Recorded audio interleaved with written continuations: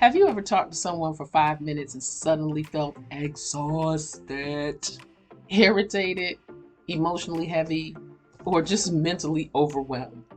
Not because you had a bad day, but because some people have a way of transferring their chaos, their negativity, the drama, or emotional dependency onto everyone around them. Those people are often called energy vampires. Some of them don't even look toxic at first. They can look like the constantly needy friend, the crisis management, the chronic complainer, the person who only calls when they need something, the emotionally exhausting relative, or the person who drains the peace out of every interaction. Today, we're talking about what energy vampires really are, the clear signs and the hidden signs, and how to protect your peace without feeling guilty. So let's get started. Hello, and welcome to the Life Diet 365 podcast, the place where we detox the pressure, the people pleasing, and the patterns that keep us overwhelmed. I'm your host, Miss Straight Talk, and I keep my motto simple. I'm not here to change your mind. I only want to offer you another perspective. And here's the truth. It doesn't take an hour-long conversation to create a shift in thinking. So whether you're driving to work, sitting in traffic, taking a lunch break, or trying to decompress after a long day, for the next 15 minutes, this is your opportunity to breathe, reset, reflect, and reclaim yourself. So exhale, release the pressure, and let's get into it.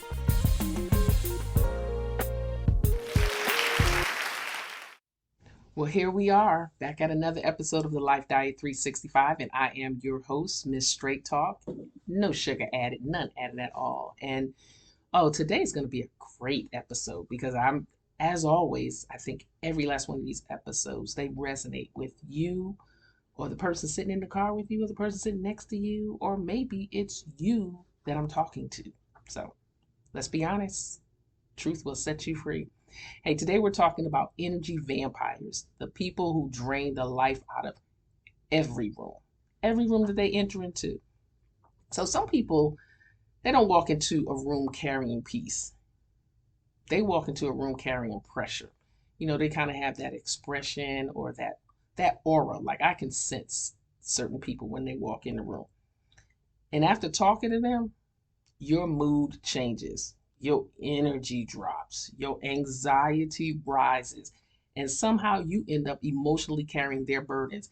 And speaking about anxiety rising, I know that to be a fact because whenever I'm around certain people and they have high energy, I can sense my heart rate increasing. I had a coworker where in our meetings, our weekly meetings, I had to tell him, if I get up and move or if I ask you to move, I'm not being rude. It's just that your high anxiety and your high energy is just too much for me, and I just don't need all that around me.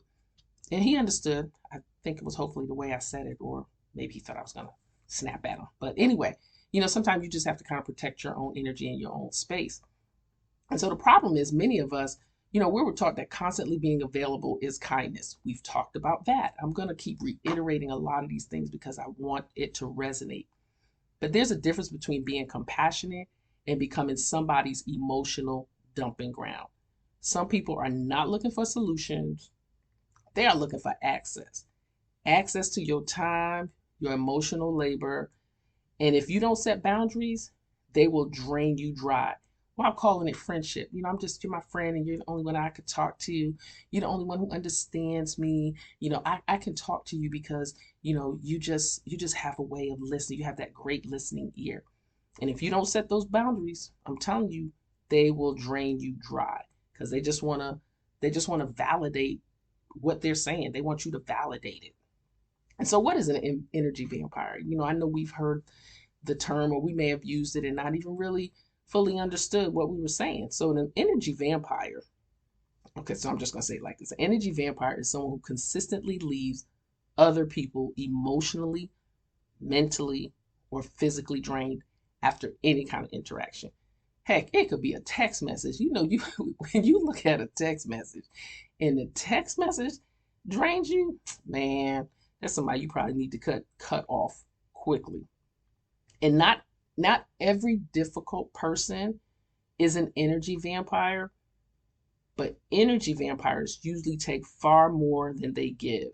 And they center every conversation around them and create emotional exhaustion. Everything is about them. It's about what they're feeling. And sometimes, and here's what I'm starting to notice about people, there are people who thrive on chaos. There are people who thrive on being argumentative. There are people who thrive on disagreeing with everything. That is an energy, that is an energy vampire. And they love drama. So if you're around someone that constantly loves drama, they always arguing, they can't get along with nobody or everybody, that person has some symptoms of being an energy vampire. Energy vampire.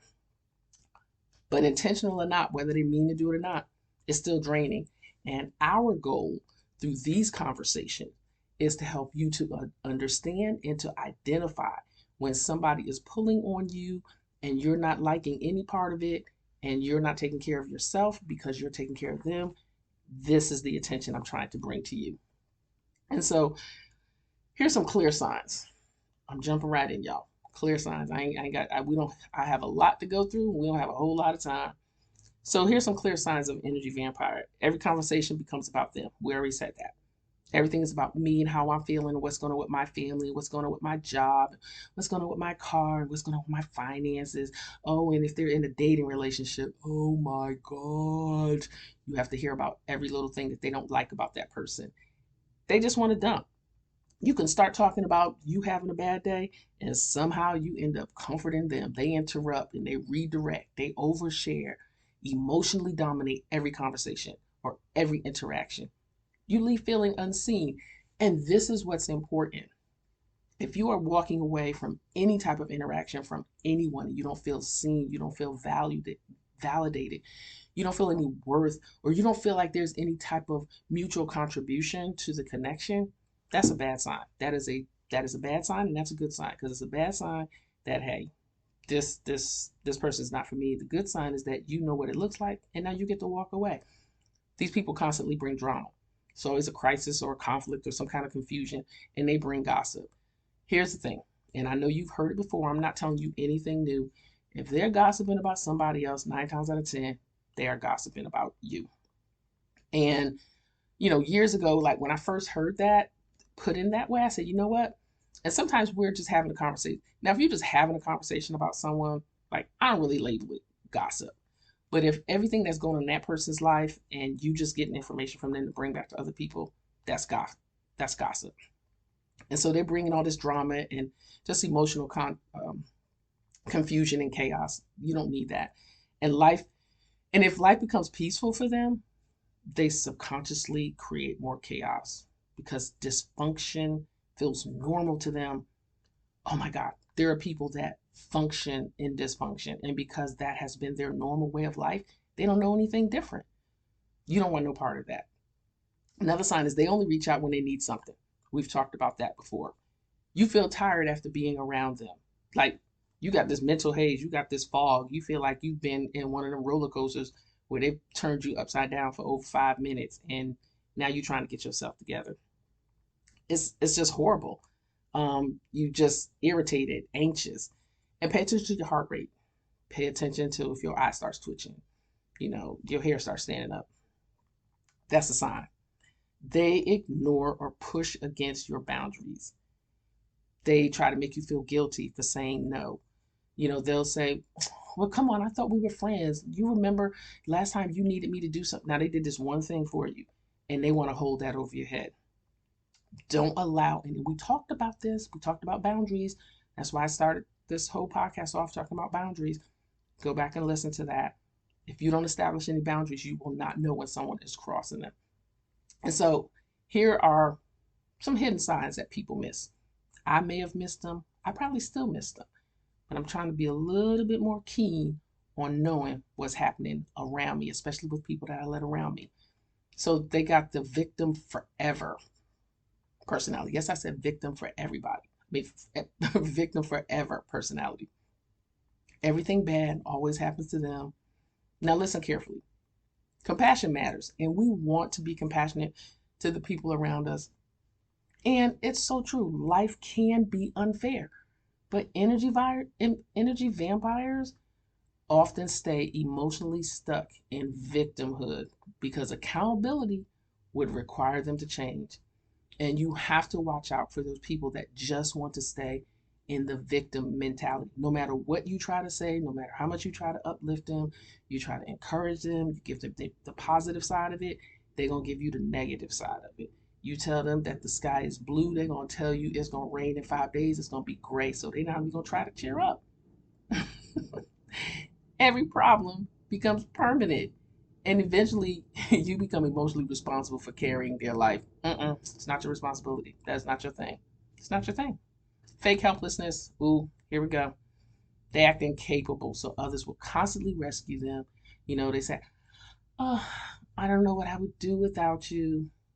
You're the only person that I can count on. I can't handle this." Now, at first, it's flattering. I'd agree. I'm raising my hand right now. It is flattering when people say, "Oh my God, you're the only person that understands. You're the only person that," because now you really feel like you're just champion for them and you're this champion of life. Then you realize you become their unpaid emotional employee because they making your brain work. They got your piece struggling against their chaos. Nope, don't fall for the fake helplessness. They suddenly compete with your happiness. You share good news and somehow they downplay it, redirect the attention, and make it negative or suddenly become miserable. You go and you share good news about a relationship. And God forbid if they know the person or know of the person. Oh, I know somebody that knew him and I heard he didn't have a good job. I heard that she only brings drama to the relationship. Mm-mm. Don't let them do that to you.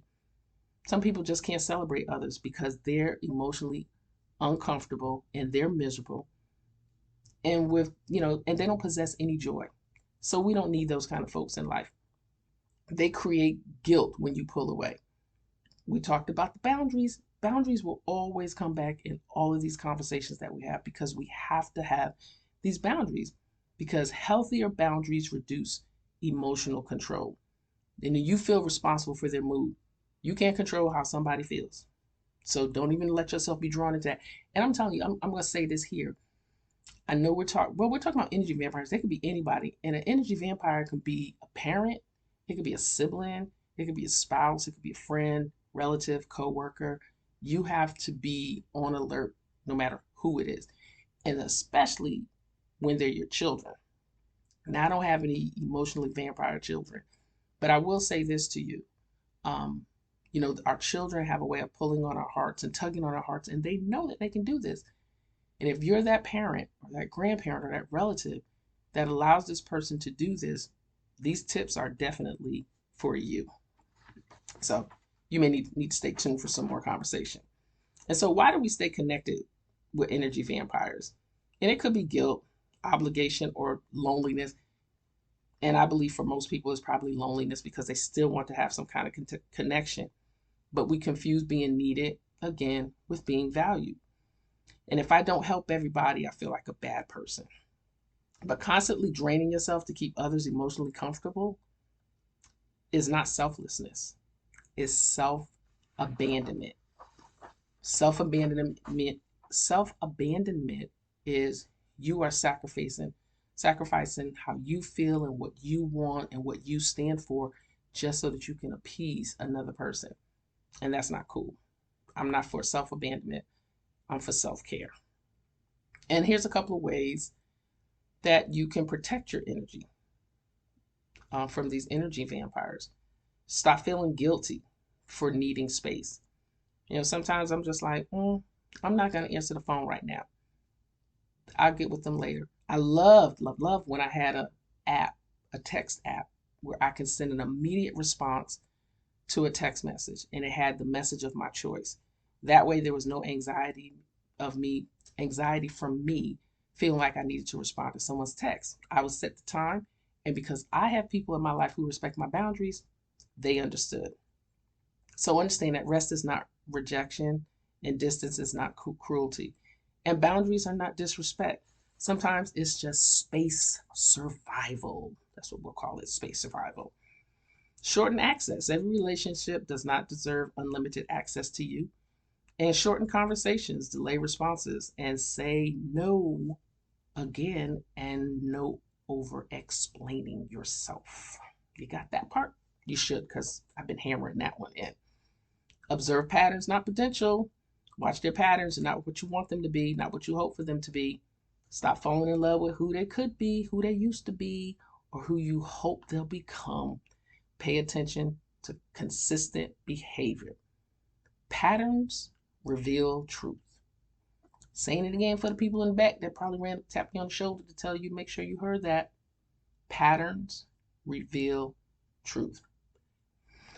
Oh, here's another one. I had to take a deep breath on that one. Stop trying to rescue everybody, because everybody don't want to be saved. Some people love being in the cesspool of disappointment and negativity and chaos. They love it. They're like pigs in slop. That's how they survive. That's how they thrive. They don't want healing. They don't want change. They don't want, any new outcome. They love what they're in because that's what they thrive off of. They want someone to continuously absorb their dysfunction so they never have to confront it, and they'll never be alone. As long as they keep dragging you in, they'll never be alone. And that can't be your job.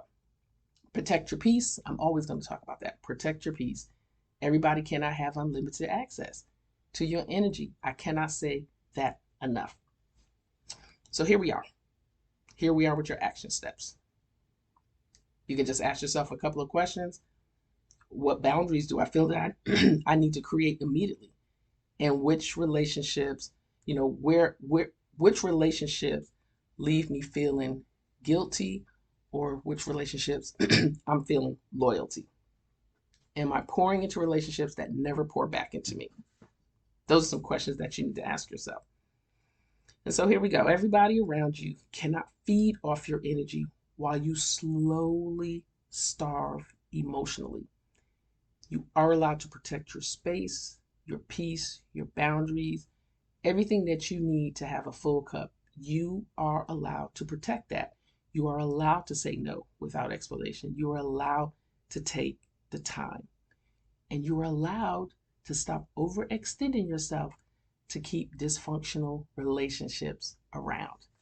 Hey, I hope that you have gotten something from this episode and it helps you to identify those energy vampires in your life, and you will begin to take and reclaim your life and take control and live the life that you want to live.